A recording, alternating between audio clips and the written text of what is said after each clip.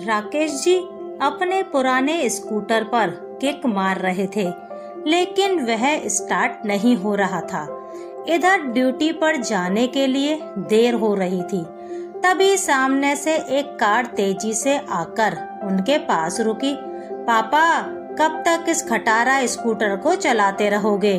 चलो मेरे साथ, मैं आपको ऑफिस छोड़ देता हूँ। बेटे की बात सुनकर राकेश जी ने अनसुना कर दिया और स्कूटर में किक मारते रहे। उनका बेटा आशीष बड़बड़ाता हुआ चला गया।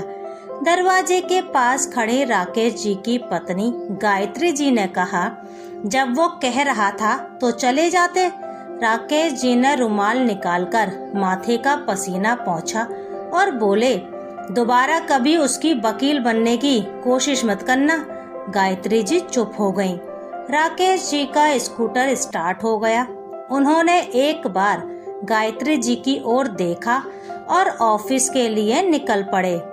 अभी 2 साल पहले ही आशीष की शादी की थी। शादी के बाद से ही आशीष और उसकी पत्नी शैलजा का व्यवहार बदल गया। दोनों अलग हो गए। वो तो अच्छा हुआ राकेश जी ने अपनी जॉब नहीं छोड़ी, वरना आज भूखे मरते। इधर शाम को जब आशीष घर पहुंचा तो शैलजा गुस्से से बोली, हो गई तसल्ली बेइज्जती कराकर? गली में सब देख रहे थे और तुम्हारे पापा जैसे उन्होंने तो सोच ही रखा है तुम्हारी बेइज्जती करने का। आशीष को भी गुस्सा आ रहा था। वो बोला, तुम ठीक कह रही हो, मैं कल ही मकान ढूंढता हूँ।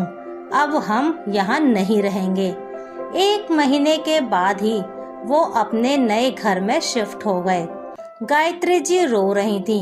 उन्होंने राकेश जी की ओर देखते हुए कहा, अलग था तो क्या हुआ, कम से कम सामने तो था। राकेश जी कुछ नहीं बोले। राकेश जी जैसे जिंदा दिल इंसान, जिन्होंने अपनी छोटी सी नौकरी में पैसे बचाकर और कर्ज लेकर आशीष को पढ़ाया। जब वह सरकारी अफसर बना तो राकेश जी को लगा जैसे उनका जीवन सफल हो गया, लेकिन बहू बेटे की बेरुखी ने उन्हें तोड़कर रख दिया। अब वो बिल्कुल शांत रहते हैं। बस उन्हें एक ही चिंता है कि उनके जाने के बाद गायत्री जी का क्या होगा। कई महीनों बाद आशीष अपनी माँ से मिलने आया। आशीष को देख गायत्री जी बहुत खुश हुई। आशीष बोला, मम्मी, तुम्हारी बहू प्रेग्नेंट है। हम चाहते हैं कि आप और पापा हमारे साथ रहो। शैलजा बहुत परेशान है। गायत्री जी ने राकेश जी की ओर देखा, लेकिन उन्होंने जाने से साफ इनकार कर दिया। आशीष जानता था पापा कभी नहीं मानेंगे। उसने मम्मी से कहा, तुम चलो मम्मी। गायत्री जी ने कहा, बेटा, तेरे पापा का ध्यान कौन रखेगा? एक काम करो, तुम दोनों वापस आ जाओ। शैलजा की देखभाल भी कर लूंगी और इनको भी कोई परेशानी नहीं होगी। तभी राकेश जी ने लगभग चिल्लाते हुए कहा, इसका पोर्शन मैंने किराए पर दे दिया है। 2 दिन बाद वो लोग आ जाएंगे। इसके लिए अब यहाँ कोई जगह नहीं है। पापा की बात सुनकर आशीष निराश होकर चला गया। गायत्री जी रोने लगी।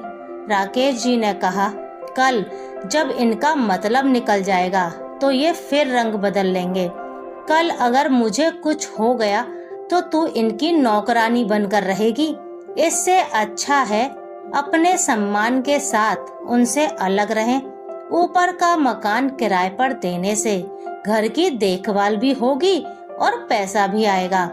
कल मैं नहीं रहा तो भी तू सम्मान से अपने घर में रहेगी।